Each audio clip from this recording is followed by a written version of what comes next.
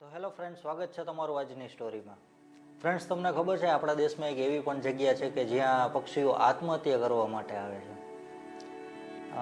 વિચિત્ર વાત છે, પણ રિયલમાં એક આવી જગ્યા છે કે જ્યાં પક્ષીઓ ઝુંડમાં, મોટા મોટા ઝુંડમાં, હજારોની સંખ્યામાં આ જગ્યાએ આત્મહત્યા કરવા માટે આવે છે. આસામમાં ગુવાહાટીથી 53થી 55 કિલોમીટર દૂર જતિંગા વેલી નામની એક જગ્યા છે. અને આ જગ્યા એક નાનકડું ગામ છે અને ખૂબ સુંદર જગ્યા છે, લાઈક હિલ સ્ટેશન ટાઈપની.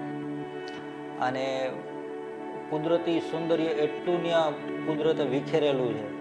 કુદરતી ઝરણા, કુદરતી વાતાવરણ અને ઠંડો પવન. હવે માણસો ગુવાહાટી સુધી તો ફરવા જાય જ છે, પણ આ જગ્યા વિશે તો બધા લોકોને ખબર નહોતી. હવે આ જગ્યા જે હતી 1960થી ત્યાંના લોકોએ એક વાત નોટિસ કરવાની ચાલુ કરી.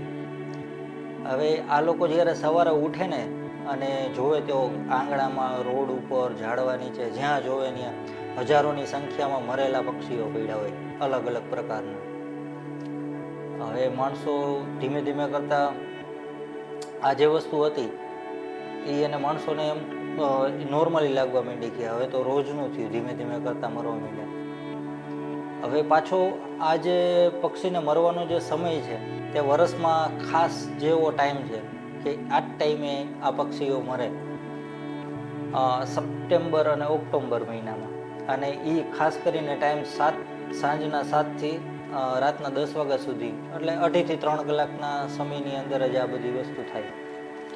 હવે માણસોને ધીમે ધીમે પહેલાં તો એવું લાગવા માંડ્યું કે આ કાંઈ ભૂત પ્રેતના હિસાબે આ બધું બને છે, અથવા કાંઈ મેલી વિદ્યા છે, શું છે, પબ્લિકને તો કાંઈ ખબર નહોતી પડતી.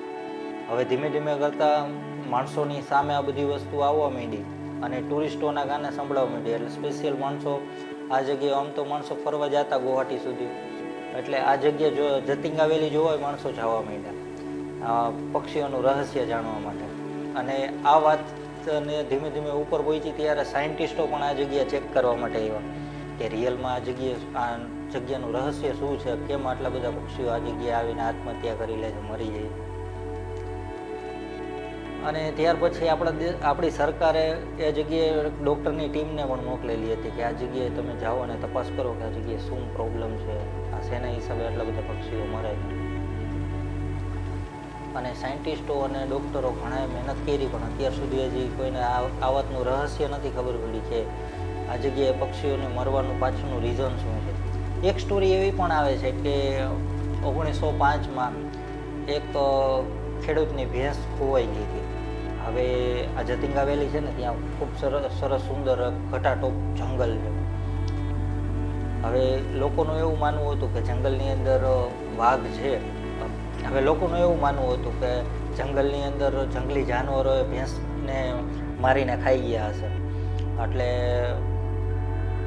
ખેડૂત જંગલની અંદર ગોતવા માટે જાય છે ભેંસને, અને બીતા કે કદાચ હવે મળે ન મળે. હવે ભેંસને ગોતતા ગોતતા એ નોટિસ કરે છે કે એક એવી જગ્યા આવે છે કે જ્યાં નકરા હજારોની સંખ્યામાં પક્ષીઓ મરેલા હોય. હવે આ વાત તો માણસોને ખબર પડે છે, એટલે જંગલમાં માણસો, ગામનું માણસો બધું જંગલમાં જોવા આવે. ત્યાર પછી ધીમે ધીમે આ વસ્તુ ગામમાં પણ ચાલુ થઈ ગઈ, પક્ષીઓ મરવાની. એક આ પણ સ્ટોરી છે.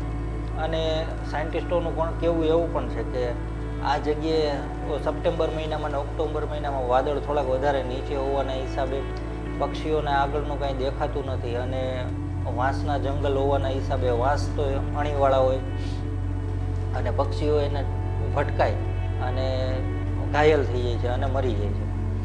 આપણી સરકારે આ જગ્યાએ જે ડૉક્ટરને મોકલ્યા હતા એનું નામ સેનગુપ્તા હતું.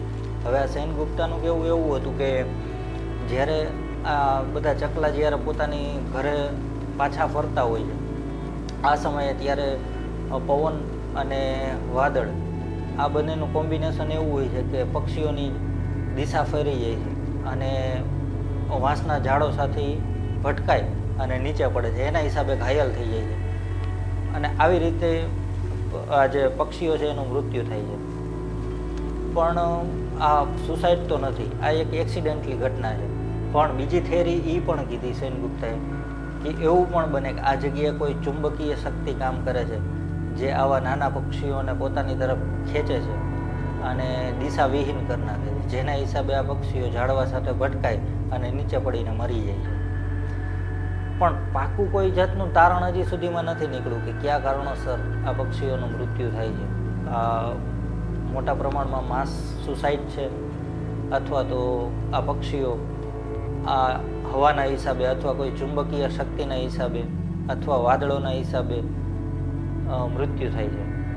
અને આ જગ્યાએ 40થી પણ વધારે પ્રજાતિના પક્ષીઓ જોવા મળે છે. અલગ અલગ પ્રજાતિના પક્ષીઓ આ જગ્યાએ આવે છે. અને ગામના લોકોનું કહેવું એવું છે કે એકવાર જો આ જગ્યાએ બહારથી કોઈ પક્ષી આવ્યું તો એ પાછું ફરી પાછું પોતાની ઘરે નથી પહોંચતું, એનું મૃત્યુ આ જ જગ્યાએ થઈ જાય. તો આ જે જગ્યા છે તે હકીકતમાં જોવાલાયક છે, એક રહસ્યમય જગ્યા છે કે જ્યાંનું વિઝિટ કરવું જોઈએ. ભવિષ્યમાં ક્યારે પણ આ તરફ જવાનું થાય તો જવાલાયક જગ્યા છે. ગુવાહાટીથી જાજી દૂર નથી જગ્યા, અત્યારે તો ફેમસ છે અને નેટ ઉપર આના વિડીયો ફોટોસ બધું અવેલેબલ છે. આના વિશે તમે જાણી શકો છો અને જોવાલાયક જગ્યા છે. અને આમે ત્યાંની જે સુંદરતા છે, જે કુદરતના ખોળે રમતું સૌંદર્ય છે, જેનો અહેસાસ જ અલગ હોય છે. તો આ જગ્યા એક વખત જોવાલાયક છે. તો ફ્રેન્ડ્સ, આજની જે સ્ટોરી હતી તમને કેવી લાગી તે મને જરૂરથી કહેજો. આજની સ્ટોરી પણ થોડી શોર્ટ છે, માફી ચાહું છું. અને આપે જો હજી ચેનલ સબસ્ક્રાઈબ ન કરી હોય તો ચેનલને જરૂરથી સબસ્ક્રાઈબ કરી લેજો. ચાલો ફરી પાછા મળીએ નવી સ્ટોરીમાં. તો આપે આપનો સમય આપ્યો એના માટે